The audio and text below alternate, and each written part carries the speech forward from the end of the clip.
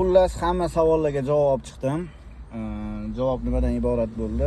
Baribir to'g'risiz. Bundan oldingi videolarda ham qo'ydim. Ichkariga kirib, yana texpasportni berib, tekshirtirib ko'rdim. Qaranglar, ehtiyot bo'linglar. Yana jarimalar kelar ekan menga. Hali avgust oyining reshinasi chiqmabdi. Avgust oyidan yana 4 ta jarima keladi menga. Hozir kungacha 14 ta keldi. Undan tashqari yana 4 ta keladi. 3 tasi 20 km tezligigacha, ya'ni radar, bittasi qizilchiloqni palasasi, qizilchiloqdan o'tishmasdi, yarim minimalkali palasa.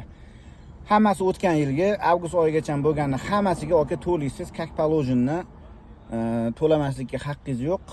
Qonun qoidamiz bor. Shu 365 kun ichida kelgan video anaqaga. Undan oldin mana shu 13-apreldan oldingi tushganlarim ham bor ekan. Ularga kelmadi. Shu tomondan hisobga olinglar. Ya'ni kecha 13-aprelgacha bo'lgan, ya'ni 16-apreldan shtraf kelish boshladim. Ungacha bo'lgan 1 yil o'tib ketganlariga kelmabdi. Undan ham 4 ta bor ekan. Unga to'lamaysiz dedi, chunki imminni u уже 1 yildan keyin chiqyapti dedi. Uni o'chirib qo'yganmiz dedi. Bu yoqdan imminni 1 yilgacha bo'lganini har bittasini to'lashga majbursiz dedi. Aralash obzordan uzoqlashmanglar, hammaga manfaatli bo'lgan videoni qo'yishda davom etaman. Like bosib, bu videoni keng tarqatinglar. Jarimani to'lashga majburmiz. Qonun hammaga barobar.